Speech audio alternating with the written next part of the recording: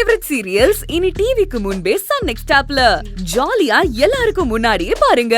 இப்பவே Sun next ஆப்பை download பண்ணி சப்ஸ்கிரைப் பண்ணுங்க.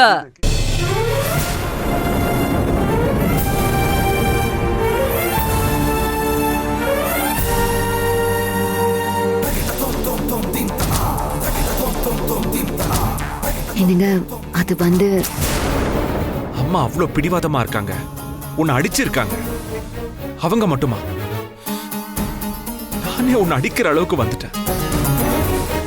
ஆனாலும் நான் நினைச்சுதான் செய்வேன்னு நீ இன்னும் பிடிவாதமா தான் இருக்கல்ல?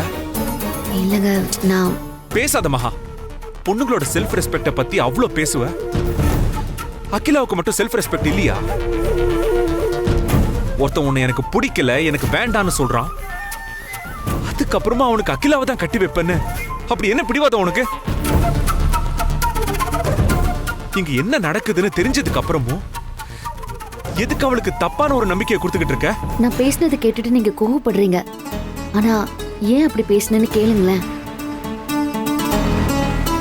அவ வீட்டுல எங்க கூட இருந்தாலும் பரவாயில்ல. ஆனா அவ எங்கேயோ தனியா இருக்கா. 10 வார்த்தை பேசினா அதுல 9 வார்த்தை கதிர் கதிர்ன்னு தான் இருக்கு. அப்படி இருக்கிறவள இங்க என்ன நடக்குதுன்னு சொன்னா எப்படிங்க அவ தாங்கிக்குவா? ஏதாச்சும் ஒண்ணு கடுக்க ஒண்ணு செஞ்சுக்கிட்டானா அப்புறம் என்னங்க பண்ண முடியும்? உடனே கிளம்பி இங்க வரேன்னு சொன்னா அவ படிப்பு என்ன ஆகும்?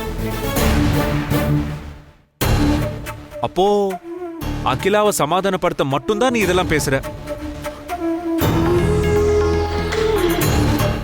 கதிர் மேகனா கல்யாண விஷயத்துல தலையிட மாட்டேன்னு அம்மா கிட்ட சொல்லிதானே உள்ள வந்த. அந்த விஷயத்துல நீ உறுதியா தான் இருக்க.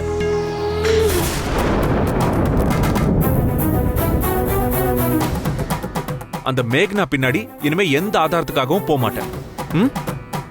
இல்லைங்க நான் மகா, எனக்கு என்ன பதில் தேவையோ அதை நீ இன்னும் சொல்லவே இல்லை.